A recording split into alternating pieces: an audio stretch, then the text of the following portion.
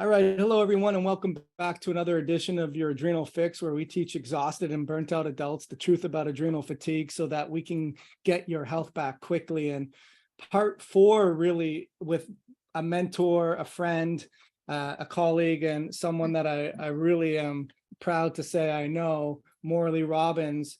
He's the creator, if you don't know by now, of the Root Cause Protocol and Magnesium Advocacy Group. And Morley is just always digging down deeper into the rabbit holes. And I got a text from him the other day telling me that we're not only overdue for a chat, but he wants to tell me all about hepcidin and how it's causing utter chaos in the recycling system of the cells. And it was too good to turn down. So here we are today, Morley. Thanks for joining us today. I appreciate your time. Absolutely. Yeah, no, delighted to be here. And I think the triad of what creates metabolic confusion would be iron, uric acid, and hepcidin. I can't think of 3 factors that have more impact on messing up our Mother Nature-driven physiology that just seems to be disappearing by the minute. But again, we've talked at length about the copper-iron dynamic, and just before we went live here, we were chatting a little bit about uric acid, which we can come back to. I think that uric acid is a stealth metabolite that's playing in the background of all chronic disease, 100% of it. And there's all sorts of confusion about it being an antioxidant, pro-oxidant. Is it a result of our diet? Is it a result of our lifestyle? And we can have some really interesting discussion about that. But the thing about hepcidin is, again, it's billed as the iron hormone. I'm not convinced that. Well, I think what's important to realize is that it's a negative regulator as opposed to a positive regulator. Negative regulator would, well, let's flip it around. Positive regulator would be like your mother in the home, regulating the functions of activity, making sure the kids are getting their homework done, that all the daily chores are getting done, people are getting fed, what have you. That's positive regulation. Negative regulation would be relying on the police to control the chaos in the home. That's a negative regulator. And that's pretty much the way it works in our tissue, is that the copper is the positive regulator of iron. It's very well established. Going back to 1928 with Hart, Steenbach, Waddell, and LVM, all the way to 2021 with Kim and Gonzalez saying, yeah, if copper's missing, iron's going to get out of control, especially in the liver. And what appears to be the case is that when copper is deficient, the body has a backup plan, and it's called this negative regulator, hepcidin. And what causes so many of the problems for people is when they get a blood test, it can be misinterpreted. The iron levels in the blood can look low, and the practitioner interprets that as being, well, that means you have low iron in the tissue. The low iron in the blood and in the tissue are completely different media. And that's the really pioneering work of Bruce Ames back in 2004, who was able to prove that there's 10 times more iron in the tissue than is in the blood. But if it looks low in the blood, a lot of practitioners will make a knee-jerk decision to encourage supplementation, or even encourage infusions, which are, I think they're basically poison to the body. We can talk more about that. But the very presence of iron supplementation triggers hepcidin. And what hepcidin does is it shuts down the iron recycling program, and its target is the ferroportin pathway, ferroportin being the iron doorway, ferroportin. And what it does is it causes an internalization of that pathway and its degradation. So the cell, especially the macrophage, loses the natural ability to allow for iron egress so that recycling of the iron can continue. Because what's playing in the background of everyone's body is the need to turn over 2.5 million red blood cells every second. That's a big deal. 2.5 million, we've been talking now for about 15 minutes, and times 60, right? Times 2.5 million. So we've been working pretty hard to replace our blood. And in the course of 24 hours, it's a ridiculous number. It's several billion red blood cells. But what's fascinating about that is it only takes 25 milligrams of iron to support the replacement of 24 hours of red blood cells. It's absolutely amazing. 25 milligrams is nothing. And even more amazing is that 24 of those 25 milligrams of iron come from the recycling system that's dependent upon the iron circulation, the iron recycling, that's dependent upon ferroportin doorway being open.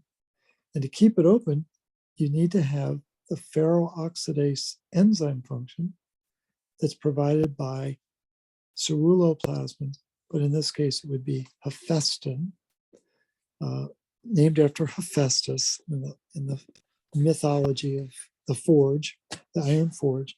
But the point is, when that ferroxidase is not present, hepcidin comes in and basically shuts down the pathway.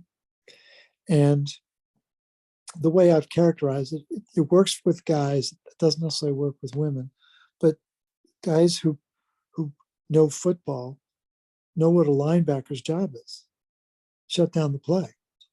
You know, no one did it better than Dick Butkus in the Chicago Bears.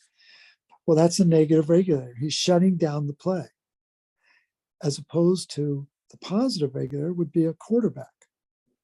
And no better quarterback than Tom Brady. Whether you like him or not, he's considered the best quarterback of all time. But he's the positive regulator. So basically what you've got in the body is a positive regulator and a negative regulator. And according to the research of Rao, R-A-O, and Reddy from, I think it was 1996, it was their assertion that copper deficiency created the creation of hepcidin. It's a response to copper status in the body. And so a lot of confusion about it, but what makes it even worse is that there are stimulants and suppressors in our diet that will influence hepcidin's activity. A great suppressor is vitamin D. And so, again, as if there wasn't enough confusion about vitamin D, now we find out that it suppresses the level of hepcidin. Well, does that sound like a good idea? If the body thinks it needs hepcidin and you're suppressing it, wow, that's quite a development. And so, depending upon the food component, you know, sugar and fructose have a completely different effect on hepcidin. And so it's just, we are in this tennis match between what's stimulating it, what's suppressing it. And basically what I decided in my webinar, I took the stance that, wait a minute, we're falling into the trap of good cholesterol, bad cholesterol. And what stops the rise of cholesterol is copper. Well, are we stimulating hepcidin? Are we suppressing it? Why don't we just avoid its need and just focus on copper? And I think it just becomes another example of the genius of the body to use this underappreciated mineral. It's the Achilles heel of our physiology, and allow it to regulate the recycling of iron. And then we don't have to worry about hepcidin. And it's being billed now by the by the hematologist as a the iron hormone, regulating iron. And I'm just like, that's a real stretch. I don't buy it as a classification because of the primal role that bioavailable copper plays in regulating iron in our body. So lots of notes here, because I'm glad and excited to unpack everything that you said there. And I mean, I'm thinking about it even from my standpoint. Okay, there's some confusions that I have, but then if I'm thinking about it from the standpoint of a person that doesn't know all the X, Y's, and Z's, if we can break that down to them a little bit more succinctly. So obviously we've talked about the challenge that at the end of the day, if you're exhausted and you're tired and you're burnt out, you have some assumed guilty until proven otherwise, which would be guilty, problems with the way your body, hot potatoes, the regulation of iron and how it binds to oxygen and how it makes energy. And I always say, if you're not using oxygen for you, you're using it against you. Instead of getting an income, you're getting an expense, right? We've talked about that in the past. And you've also expressed that 95% or more of your hemoglobin or your iron is recycled, whereas 1 milligram ideally, or up to 5% of your iron stores are from your food intake, and the body is demanded to recycle that iron, and there's positive and negative regulators to that. Morley, just as an aside, one of the ways that I initially found you was through doing a lot of genomic test interpretations, and I'll agree that what we're talking about today takes precedence over genetics. However, I do find that if there are weakened ability in certain areas, that these people are more susceptible to these challenges. I do see a lot of polymorphisms in the TMPRSS56, which is basically, it plays a critical role in hepcidin. So maybe back us up a bit one more time, if you will, just more so for me and the listeners get a benefit because I'm not clear on it, where hepcidin is the linebacker and it is the negative regulator. So if there's not enough not enough copper to help drive that recycling ability of all these enzymes that help export and move iron out of tissues, then it will shut down the play. But if it can't shut down the play, what happens? Or maybe kind of go from there. Right. So who's the battery pack on TMPRSS6 or whatever, you know? Right. What is it? Marta, it says here, Marta paste 2. Is that a matri paste or Matcha paste 2. Yeah, matri paste 2, right. It's copper I don't dependent. know. Now we're getting a little more sophisticated than I know. Sorry. But it's copper dependent. Right. Okay. So again, all of these polymorphisms, I would argue, are reflections of copper deficiency. And if we go back to our first discussion before we started this dialogue, I was sharing with you that there's iron building up in the nucleus, that's supposed to be regulated by another copper-dependent enzyme called the ferritin heavy chain requires ferrooxidase. Again, we're operating with a complete understanding of how copper regulates iron, and so I hear you loud and clear about the polymorphism, but I would argue that the real origin of the problem, I'm wondering if that mechanism isn't being triggered because there isn't adequate copper to open up the ferroportin doorway. That would be, to me, there's like a hierarchy, and as you're talking about income and expense, if the expense starts going up inside the cell, well, then you're going to trip that maltrip. We're both struggling with the word, but the TMPRSS mechanism I think that gets triggered by oxidative stress. Right.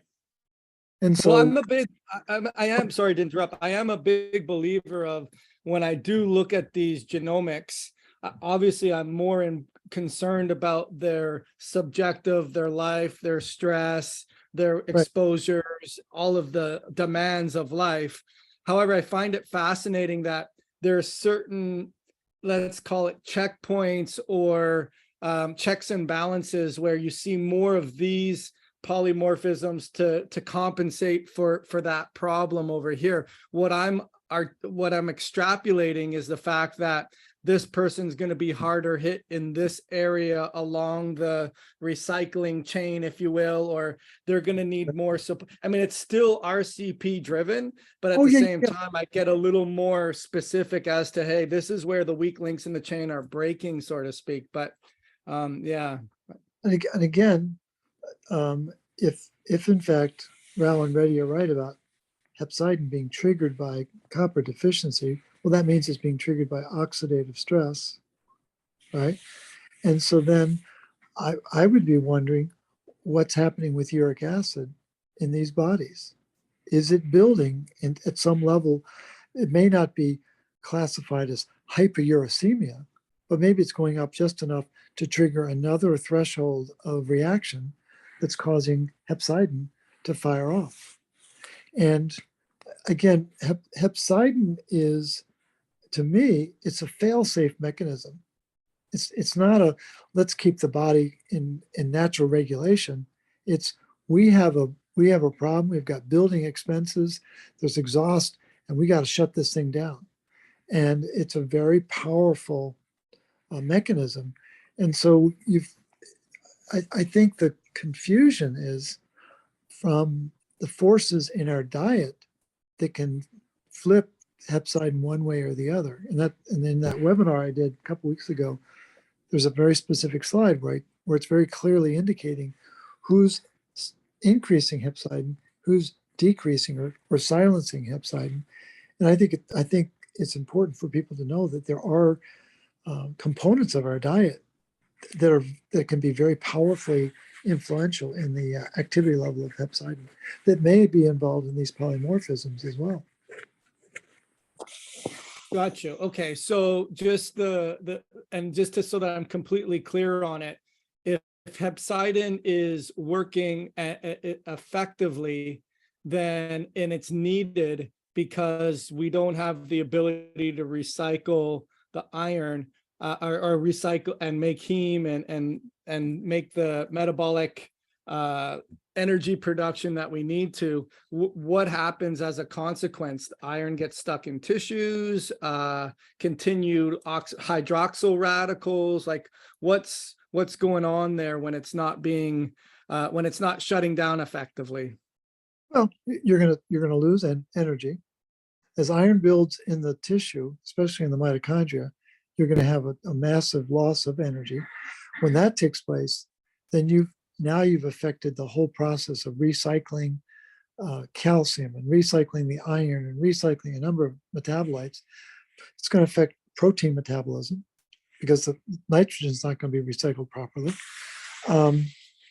because of the change in urea recycling.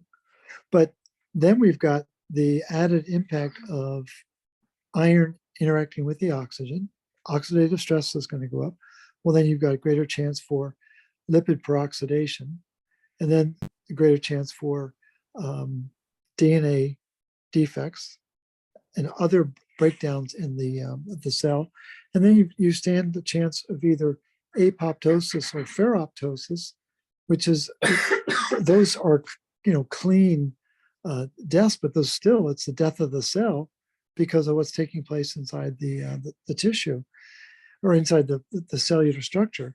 So the thing is, as soon as you've got this dysregulation of iron, it begins to have a compound effect with its interaction with not just the oxygen, but the oxidants effect on the DNA, the lipids, and the proteins. Right. So as far as I'm just thinking of how to put this all together. So you mentioned about the metabolic confusion and talking about the hepcidin, the iron, and the uric acid. And now we sort of brought in vitamin D in that component too.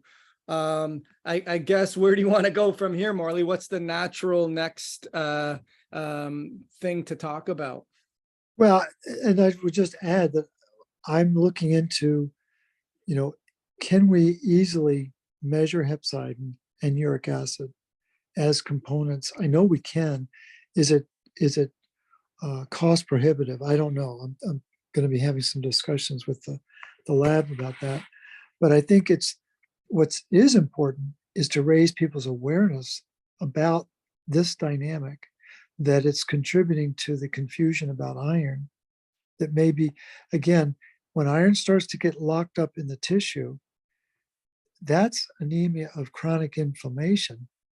That is not anemia of iron deficiency. Yeah, it's low in the blood. I get that.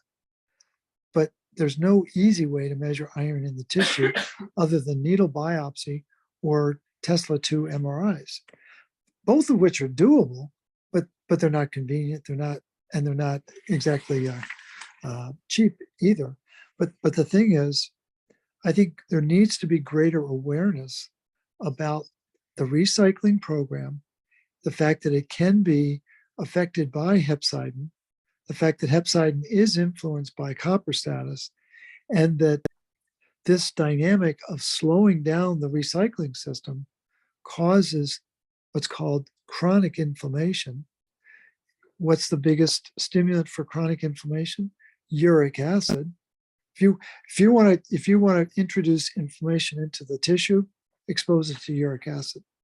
It's an absolute lock. And what's uric acid tied to now? All forms of metabolic syndrome, all the heart disease, the diabetes, the neurodegeneration. Cancer is now being classified as an extension of uric acid. So I think it's important for people to realize that inflammation is not our friend, and it's leading to dysregulation of iron that is showing up as low iron in the blood, and it's leading to incorrect recommendations to either supplement or infuse iron, which I'm just vehemently opposed to. It doesn't make sense. So I think in light of that, it's good to raise the awareness. Maybe we just make a pivot and go down that bunny trail of, well, if vitamin D is having that impact on hepcidin, maybe we should revisit this vitamin D thing again. And now we've got added impetus to at least question the narrative about vitamin D. I was reading an interesting article earlier this week that was talking about the recognized antagonism between vitamin A and vitamin D. And it was relating to, it was relating to CD 36, I believe, and another CD, and I'm blanking on the number. I apologize for that. But the point was, it was raising is that there's natural antagonism between those two metabolites. So that's been my position all along, is that I'm not opposed to vitamin D. I know it's important. It's relative to everything else. And what I'm vehemently opposed to is this idea that everyone's vitamin D deficient because people don't know how vitamin D is made. And people don't seem to understand the difference between storage D and active D. So I came up with an analogy recently. Storage D is a parked car. It's a storage metabolite. It's not supposed to be in our blood. It's supposed to be in the liver, for heaven's sakes. And so what is active D? Well, that's a car on the Autobahn. And when you're on the Autobahn, you got to have a driver. That's VDR. And you got to have a navigator, and that's RXR. And what's important for people to know is that there's all sorts of accolades being assigned to vitamin D. But it's not being assigned to the parked cars. It's being assigned to the cars that are on the Autobahn. They're active, they've got VDR, and they've got RXR. Well, how do you get VDR? You better have extra magnesium. And how do you get RXR? You better have retinol. And people don't realize that it's a triad that stimulates our immune system. It is not storage D, the parked car, it's the active D on the Autobahn. And what people are failing to recognize is that active D is static. There's very little variation of levels of active D in our body. Storage D fluctuates with the season. We're entering the winter season where there's not as much light, except for you smart people down in Florida. But when there's less light, what happens? Storage D goes down. Why? Because the body says, we don't want to block that light. During the summer, there's more sunlight, lots more sunlight. And what happens is storage D goes up. Why? Because it's blocking the sunlight. Storage D, the parked car, is sunglasses. And people can't seem to understand the role that storage D has, which is very different than the role of active D. And what's happened, my theory is that they've transposed the accolades that should be assigned to active D that is never measured by practitioners. They've transposed it to the storage D, and the storage D is blocking the uptake of vitamin A. And we can have a very rousing conversation about why retinol is important. And what I do, as you well know, by virtue of our conversations, I put everything into an energy paradigm. Is this metabolite increasing energy in our body? Guess what the role of vitamin D is relative to energy production? There isn't one. There is no function that vitamin D plays to increase energy. Vitamin A, completely different. Vitamin A, according to Hammerling, 2016, there's a mechanism, there's a four-part mechanism that resides between complex 3 and complex 4 of the mitochondria, and it's called the signalosome. And the signalosome is where electrons move from complex 3 to complex 4.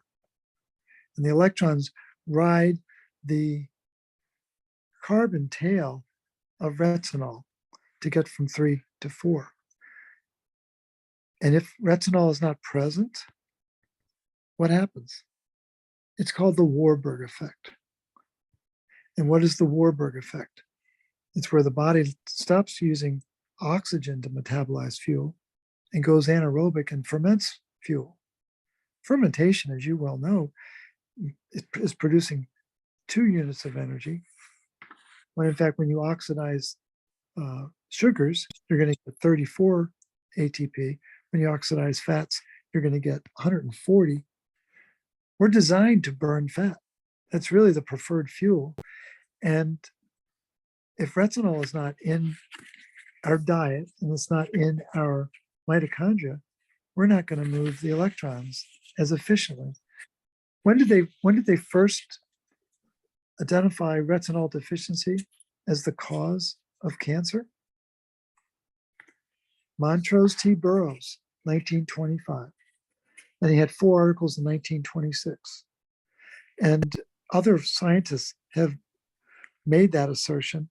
And what's the cutting edge treatment for cancer today? Iron chelation therapy coupled with retinol therapy. Interesting. Let's get rid of that Warburg effect. What else does vitamin A do?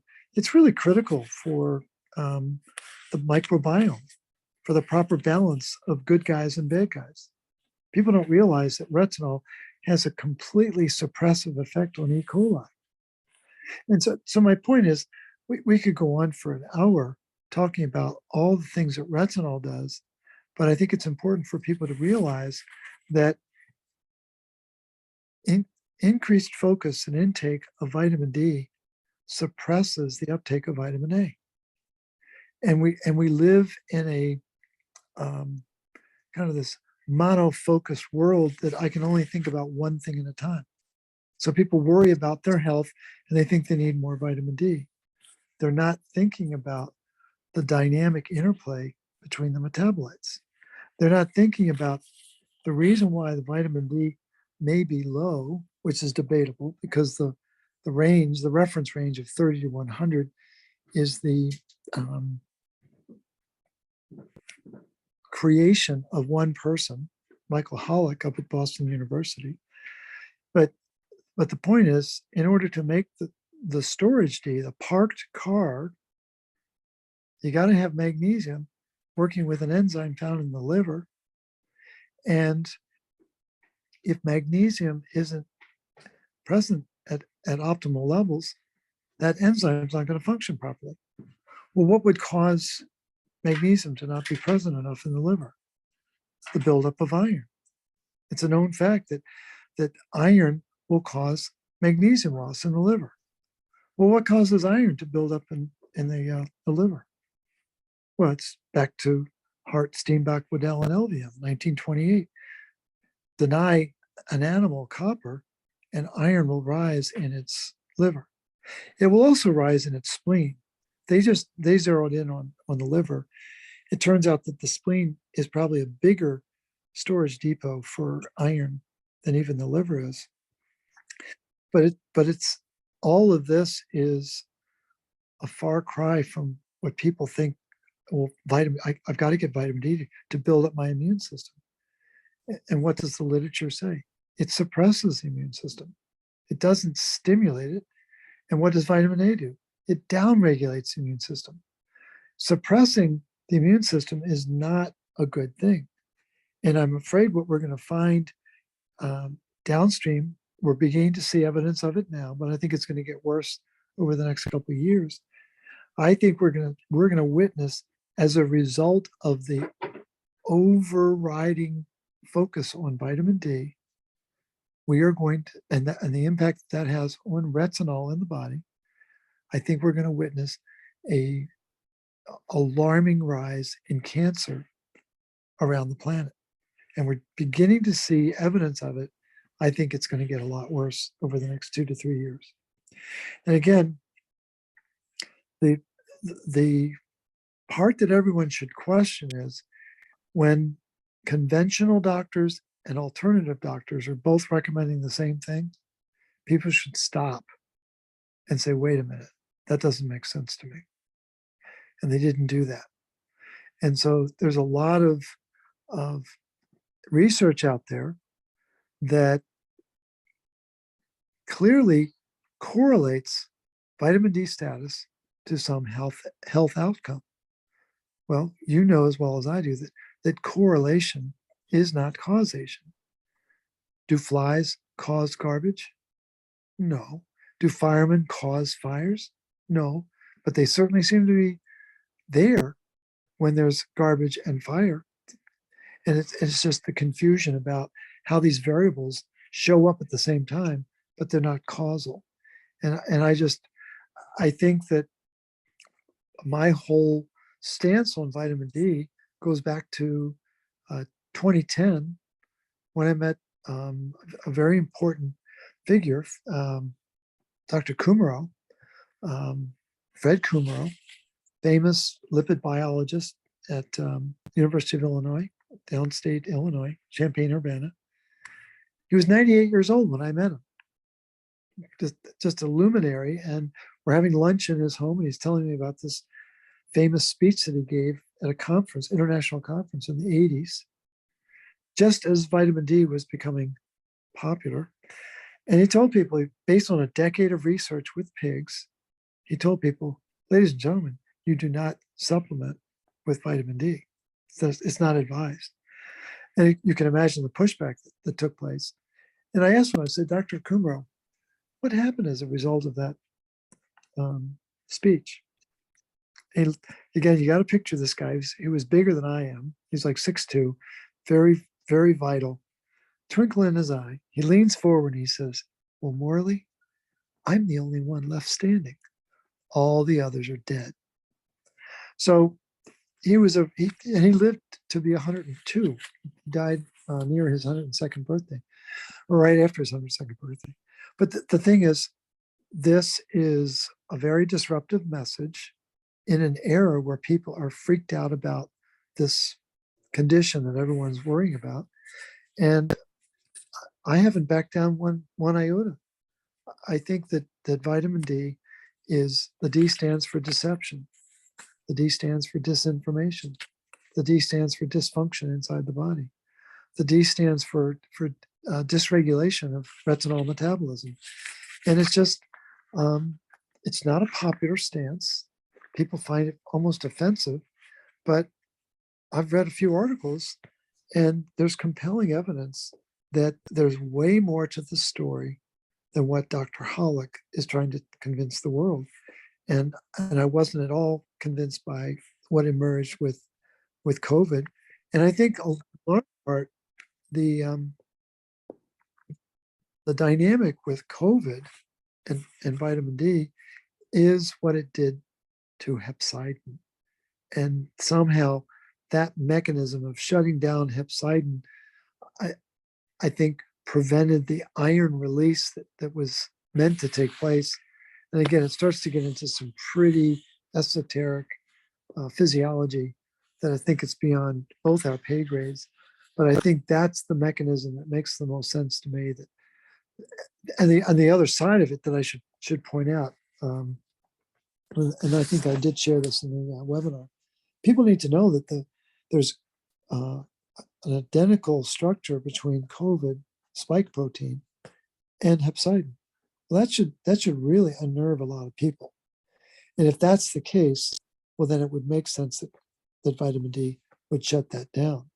But what you need to understand is that hepcidin is a byproduct of copper deficiency. Well, there's a whole other way to solve that problem than to drown yourself in vitamin D, which is going to affect retinol, which is going to affect the bioavailability of your copper. So it's just a completely different paradigm of logic, a different philosophy of how the body is run. And I think people, they just need to decide, do they believe that or not? And if they do, then adopt that philosophy. If they don't, move on and do what both the conventional and the alternatives are telling you to do, which should make you very nervous. Yeah, there's a lot there, Morley. I think when you get information overload, if you go to, like, I don't do this, but if you went to the Cheesecake Factory and there's, 25 different pages and there's 20 items on each page, I'm the type of person that as soon as I see one thing that I know that I want, I'll get it. And I don't read through all the other stuff. And I think I did that with vitamin A and vitamin D. As soon as I understood the idea and concept that storage D blocks absorption of A, or too much D blocks absorption of A, that doesn't allow active D to get into the cell. I didn't need any more information. I was ready to order what I wanted to order, and I didn't need to go through all the different pages, if you will. Does that make sense? It does make sense. And I think the problem that people have is they don't know how important and powerful retinol is in our immune system. They've been conditioned that, well, the vitamin D runs the immune system, and it doesn't. And it is an interplay between the two. And there's a reason why our ancestors used cod liver oil and relied on cod liver oil to stay healthy. And there's a significant variation in the amount of retinol in cod liver oil to vitamin D. In some cases, it's 10 to 1. The Jigsaw brand, the Alaskan brand of cod liver oil, is 20 to 1. There's 20 times more retinol than vitamin D in that product. It's like, and there's a reason why those Alaskan cod need that extra retinol. And it's just, people are not, they have an incomplete understanding of the dynamic. And they're following one line of thought, and they're not using their critical thinking skills to say, is there more to the story? And it takes time, and it takes energy to work through this, and as you say, decide, does this make sense to me? And if it does, then move on. And I think people are overly swayed by the groundswell of opinion. Well, when was the last time the majority made sense? I mean, really. And so I think it's George Bernard Shaw who said, all progress in society is a function of people being unreasonable. And I'm unreasonable about this topic. And I think you are as well. And I appreciate your efforts to try to enlighten your clients and your followers, because our lives are at stake. Our health and well-being is at stake. And I think it's a tragedy that we're still arguing something that Dr. Kumaro tried to put to rest back in the 1980s. And here we are 40 years later, just as confused. And how long did it take us to solve the cholesterol confusion? It took 65 years. So maybe we have another 25 years of this insanity, unfortunately. Yeah, I still think about in your Cure Your Fatigue book, about maybe you can expand upon that, where you had and again, I'll tell my patients, just like you said earlier, I don't have vitamin D is essential for the body when we're not talking about it in a storage form and making sure that your storage levels are super high. We're not talking about that. And in fact, if you want to get the active form of vitamin D into your cells, you need to decrease your storage form so that you increase your vitamin A to be able to get your active D. So we both want your D to be working more effectively. You're just yelling at the deaf person louder, and I'm just putting, a hearing aid on him, kind of thing. That's the difference, right? But what is the 4-year follow-up study? Maybe you could tell us about that, because that doesn't seem to get the recognition that the initial, because it all sounds like it's a flaw in the study's design that is pointing to the fact, okay, vitamin D good, therefore the causation of having storage D high must necessarily follow, where it's a corollary in terms. But what was the study that you were mentioning about how they never reported the 4-year follow-up and found that I believe that it's not so much that it low vitamin D storage for unhealthy and healthy people. It's just that the unhealthy people have high active D versus the unhealthy cohorts, and it wasn't really reported. So everything hung on the initial study without the follow-up, something like that. Does that ring a bell for you? It's not as sharp as I want it to be, but I absolutely understand the dynamic. And the thing is, there is a narrative. We know there's a narrative in society now, and we're all subject and prey to that narrative. And I think what we're trying to do is help people gather more information about what else is in play, what are other factors, what are other data points that they need to be aware of, like this study that you're referring to, because I've come across countless examples where information that should have been earth-shattering, like the work of Warburg and Krebs in 1927, when they discovered that copper enzymes respond to anemia. Well, that tells you that copper regulates iron. And that's a major study that maybe 3 people know about. And so it's, to me, there's been a narrative throughout the decades to bias people to a certain way of thinking about focusing on pathogens, focus on the particle, don't focus on the field, don't focus on the physiology or the energetics of the body. Everything's about, oh, you've got this bug and we got to kill the bug, not telling you that when you kill that bug, you're going to kill the mitochondrial bugs that look just like the bugs they're trying to kill. And so I think people are more sensitive to it today, 3 years after 2020, and so it's a different world now, but I think there's still a subset of society that is lost in the narrative. And I don't know what it's going to take to get people to do the gut check and say, I got to rethink this. I've got to go down a different path. I've got to challenge. I mean, was it Mark Twain who said, if you find yourself on the side of the majority, it's time to switch sides. And so it's like people like to be in numbers. They like to be in the crowd. It's more comfortable, but that doesn't mean it's right. And I think this is this cataclysmic clinical issue around vitamin D. I think we're going to look back on it in 10 years and went, oh my gosh. I mean, I think you and I will be relieved, but I think the masses are going to be stunned by what they didn't understand. And it's, again, I think there's enough evidence to satisfy us that there are mistakes being made, but it's just tragic that people can't seem to process the information in a timely enough fashion to make a different decision. Right. Well, and shifting gears a little bit here, where someone's listening to this and they might be getting some good pieces of information and other pieces might be a little bit above their heads. What you've done is you've created a really usable handbook that I saw you have a new update for, that really gives people, okay, well, what do I do? The same people that find strength in numbers and want shortcuts and just do this and the magic wand and everything's waved and you come home from the ball and you don't turn into a pumpkin, all that type of thing.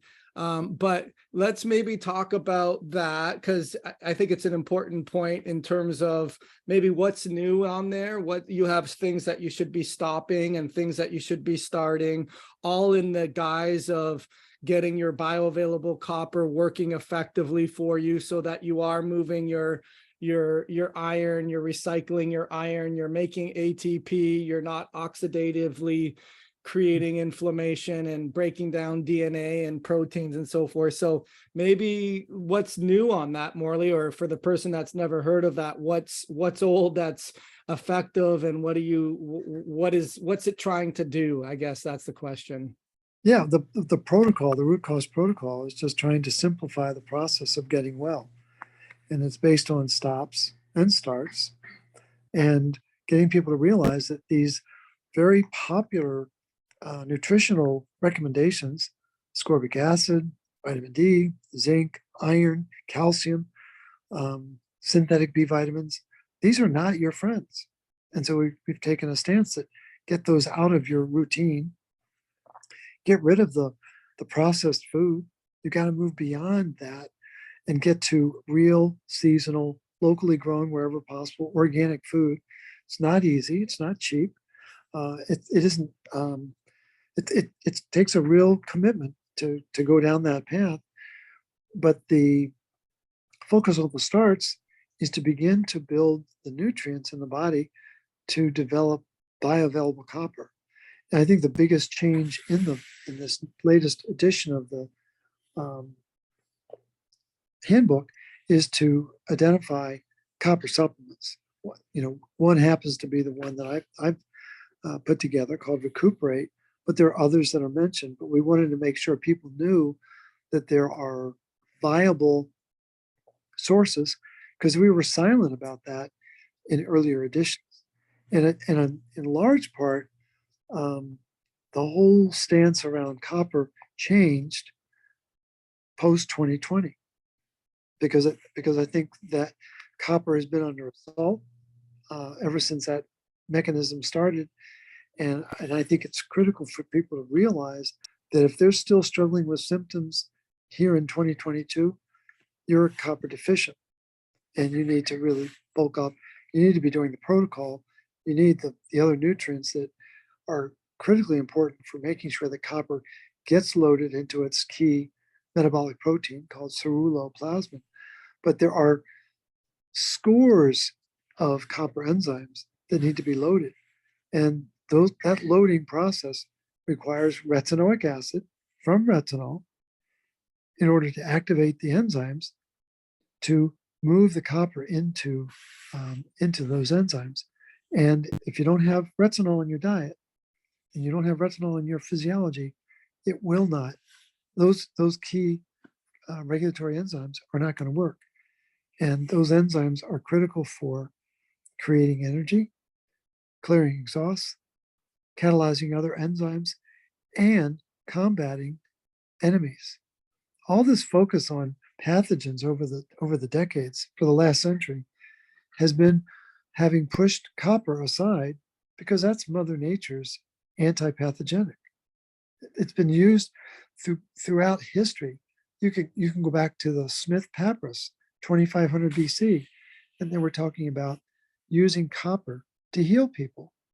Well, they knew its medicinal purposes, but this has all been lost in the modern era since the First World War.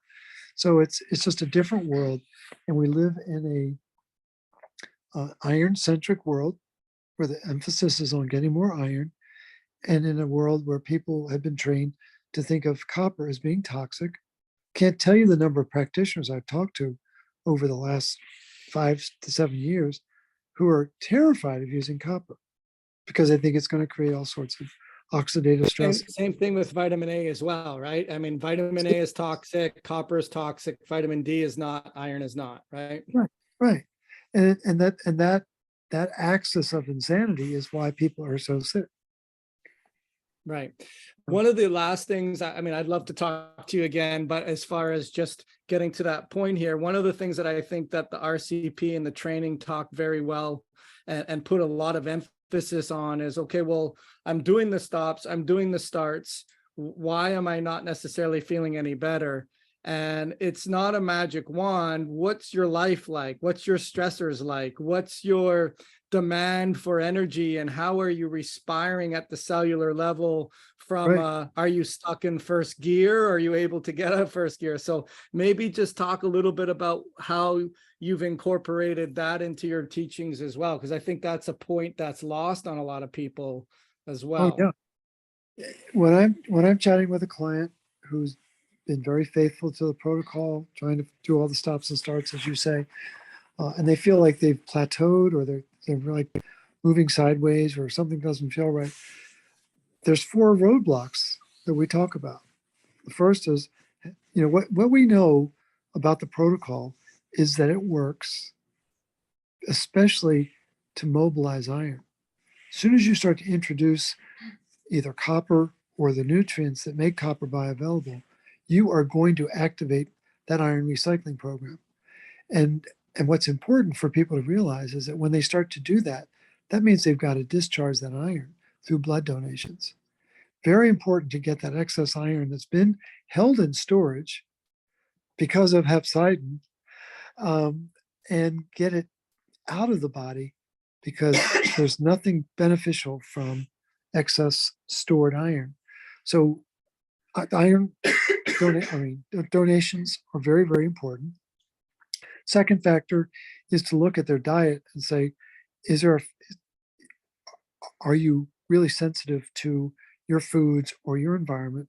It's a histamine issue, and begin to identify where that sensitivity is, and really encourage people to work with practitioners who are adept at clearing those sensitivities through NAET. Very, very powerful mechanism. Third is, we all have emotional baggage. One of the biggest roadblocks we come up against is if you haven't released that emotional baggage, it will become fear, and the fears drive dysregulation in our body because it triggers hormones, and those hormones are designed to accumulate iron. It's a fact. And so it's really key to make sure that people realize that they've got to take the time and the steps to release that baggage, release those fears, so they can unbridle the energy in the body that's needed for the healing. And then the fourth hurdle is parasites. What I'm finding over the last couple of years is the pervasive impact that parasites, there's very few doctors that take courses in parasitology. It's not mainstream clinical education. And so because they don't know about parasites, They don't understand the role that parasites play to disrupt copper metabolism, to build accumulation of iron. And what happens is these parasites are particularly disruptive to our macrophages, the Pac-Men that are trying to keep things in balance. And a lot of people are worried about autoimmune disease. Well, what's autoimmune? Autoimmune is, without exception, you've got iron-laden macrophages. Some would go so far as to say hemosiderin-laden, which means there's so much iron in there it's frightening, but hemosiderin-laden macrophages, parasites, and they haven't dealt with the emotions. There's a negative emotion behind every autoimmune condition. And so people need to realize that these parasites, these intracellular pathogens, are very powerful. They've been on the planet since the beginning of time. And what's especially important is to recognize the work of Pat Colby, world-renowned animal farmer down in Australia. And she's written multiple books on animal husbandry, but she makes a very strident point. Any animal that's copper deficient will have parasites. Any animal with parasites will have copper deficiency. Now, the mistake that's routinely made by practitioners is thinking that parasites only hang out in the gut. Not true. They're all over our body, but especially in our liver and our spleen, because of just the prevalence of iron in those organs. And so people need to rethink, if they do have parasites, it isn't just a simple gut cleanse. They probably need bioresonance or biomagnetism to really introduce the frequency to break down the parasites and allow the natural healing energy to flow. And so those are the four areas of focus that we really concentrate on. And when we have success around those four areas, invariably people make that shift and they get back into the momentum phase of getting well.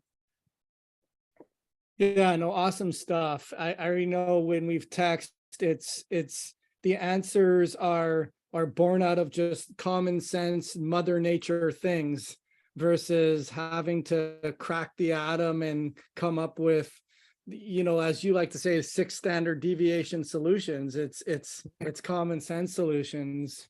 Exactly. Yeah. And I think there's a simplicity and an elegance to the body. And I think people need to appreciate that Mother Nature is pretty sophisticated at designing how our immune system is supposed to work. And it really runs on energy and intelligence. And I would argue that copper is what brings both to the party. There's nothing intelligent about iron. It's a very important element. We can't live without it, but it's a dumbwaiter. Basically, it's just carrying oxygen for the most part in the body, and it's been assigned to all these really critical functions. But in every one of them, copper is hiding in the background. Every one of the functions, there's a critical need for bioavailable copper to make that iron responsible and do its job. And again, it's in the literature, but it's not in the headlines. And so Right. if you don't get past the headlines, you're not going to understand what's really going on. Well, I mean, I think if someone's listening to this and they've gotten this far, they're open to the idea that what That's they're true. being told is not necessarily so. RCP123.com, that's the place where they Yep. go to find, is that correct? RCP123.org. .org. Or it's the rootcauseprotocol.com. Just to Who make it owns that? confusing as we can. Who owns the RCP123.com? I don't know. I don't know if it even exists as a domain. We might actually own it by now. I don't think anyone does. But Right. now you inspire me to look it up now. Yeah, right. Well, awesome, Morley. I appreciate your time. I'd love to be able to keep an open invitation if you have the time and inclination to meet again. And I wish you future success. I know that you've announced to your community that you're not necessarily getting out of the mix, but you're stepping back to do more of the research. So I wish you continued success and I guess fulfillment in the new role, or the old new role that you're going back into. Yeah, no, I'm looking forward to it. To me, I'm calling it a strategic sabbatical, and really focusing on some critical issues that I think are really going to help secure the growth and development of the movement. And I'm really looking forward to that time in 2023 to do that. Well, excellent. I mean, I'm looking forward to, as always, to being sort of on the sideline and seeing all the amazing things that you're doing. And just wanted to thank you for your continued vigilance and everything that you do, Morley. Thank you so much for taking the time today. Well, our next conversation will probably be face to face in your office, so I can't wait for that. So Perfect. Awesome. We'll start to make those arrangements. Perfect. Thank you so much. Alrighty, you take care.